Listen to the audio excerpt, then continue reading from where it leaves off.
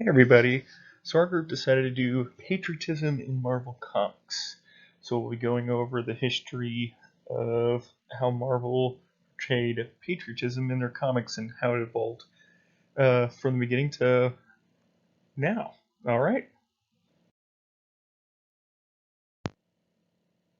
Hey everybody, so our group decided to do patriotism in Marvel Comics. So we'll be going over the history of how Marvel portrayed patriotism in their comics and how it evolved from the beginning to now. All right. So here we have the beginning. So Marvel Comics actually started out as Timely Comics by a publisher called Martin Goodman. Martin wanted to capitalize on the popularity of comic book superheroes at the time because they were starting to become really popular, and he created a Timely Comics. Martin's first comic book was Marvel Comics #1 in October 1939, which featured the superhero characters such as the Human Torch and the Submariner. Timely characters were often portrayed as fighting against the Nazis and the Japanese even before the United States even entered World War II.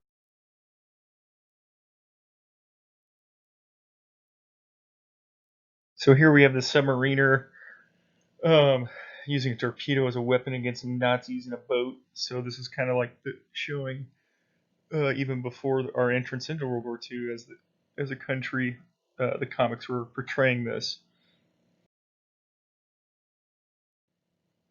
And then right here we have the Human Torch doing the same thing, going after, looks like General Rommel, beating up some tanks and everything like that. So why be patriotic? So Timely Comics were showing their characters fighting Axis powers before the United States entrance into World War II. A lot of the founding comic creators were first-generation Jewish immigrants, and they actually didn't like what they were witnessing in Europe at the time. So this was their kind of way of like showing their distaste for what was happening in Europe. Jack Kirby and Joe Simon, both of Jewish descent, created the superhero Captain America in December 1940. So what we see here is Captain America, and this is the very first comic that introduced this character. And right on the cover, you see Captain America uh, punching Hitler right in the jaw, and this had actually a pretty big impact. So it's like I was saying, like the first Captain America comic started out the huge outpour of comics showing American patriotism. That first comic book with just Captain America hitting Hitler had a huge effect on this. The comic book industry quickly capitalized upon the growing conflict, vilifying the Axis powers and magnifying Americans' patriotism. Comic books and the superheroes even alerted citizens of domestic caution and awareness, pointing out how domestic corporations and criminals, not just foreign villains, sought to undermine American ideals. Many writers joined the War Writers Board, which was established to promote government policy as well as discouraging profiteering. Captain America was by far the most popular of all superheroes during this time.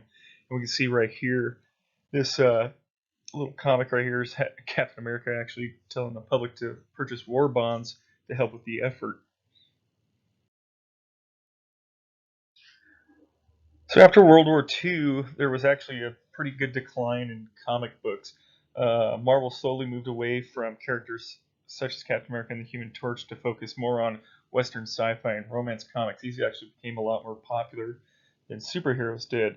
But this decline didn't end Marvel's patriotism in comics completely. Captain America had a new challenger. As communism fears rose in America, Marvel would use Captain America to combat this new threat to American values. As you see here, you can see Captain America both, from when we saw him first fighting Nazis to actually now going into communism with a, hammer and sickle right there on the right and everything like that. So you can kind of see how it's evolving from where one enemy, which was Germany, and going into now communism. So during this time, we entered the Cold War with pretty much, the West versus the East. So in the early 1960s, Marvel started to create superheroes that were more in line with what's happening in current times. During this time, Stan Lee created superheroes like the Fantastic Four, the Hulk, and Iron Man. These characters from these comics were there to show how much more Americans were in the fields of science and technology than just having like brute strength. The Fantastic Four were scientists that received their powers while testing a new type of rocket, which kind of reflected the Russians beating us into space. Uh, you know, as I just said, and then Dr. Banner was a nuclear physicist that specialized in gamma rays, so more of specialization, more of the nuclear field, things like that, because it was kind of the nuclear era. Tony Stark was actually based off Howard Hughes, a millionaire and an inventor. As we can see here, you can see these are the Fantastic Four on the left, and right there they say, to look us and claim the moon for the for the commies, and then like you see Thor here, prisoner of the Reds, which has to do with communism. So Iron Man during this time became Marvel's most anti-communist superhero, fighting villains such as the Black Widow, who was a Russian-trained spy, the Crimson Dynamo, who represented the Russians, and the Mandarin, who was the representation of communist China. And you can see that right there in both of these comics. So Marvel was definitely pushing this like anti-communism uh, in their comics, but by 1968, the United States started losing support at home for the Vietnam War. Marvel noticed the change in the American public and started to move away from being anti-communism. Marvel Comics started focusing more on a liberal humanism type of feel for their comics. Marvel produced a comic about the Vietnam War called The Nam in 1983.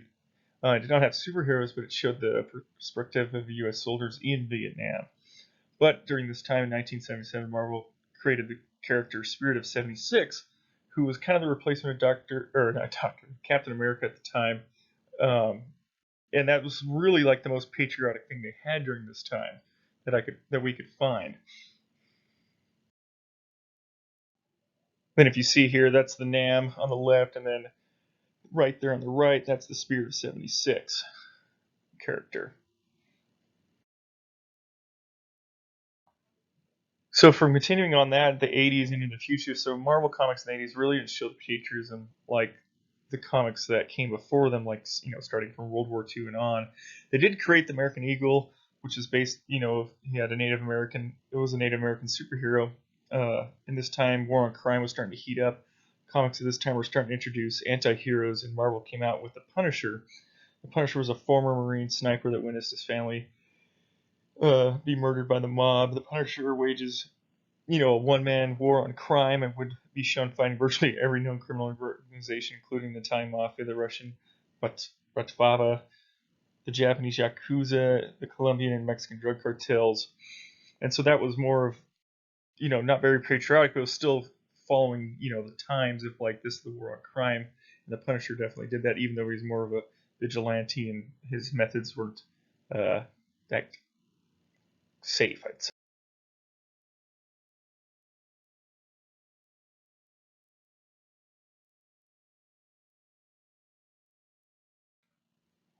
So even though this isn't part of Marvel's thing, I did find this and I thought I'd introduce this in there because I liked it so much. So kind of off topic, well, this is not a comic from Marvel. It's very patriotic in its theme.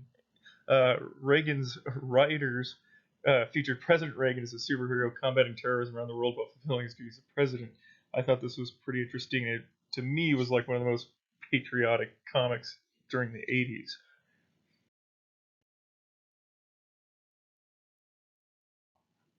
As you can see, there it is, Reagan's Raiders, and then in the middle there, I'll do anything to combat this evil. We know it's terrorism. I'm going through with it, and hopefully so will my loyal cabinet. So there he is fulfilling his duties as president, and then there he is jumping out of a helicopter saying it's party time. I thought this was great.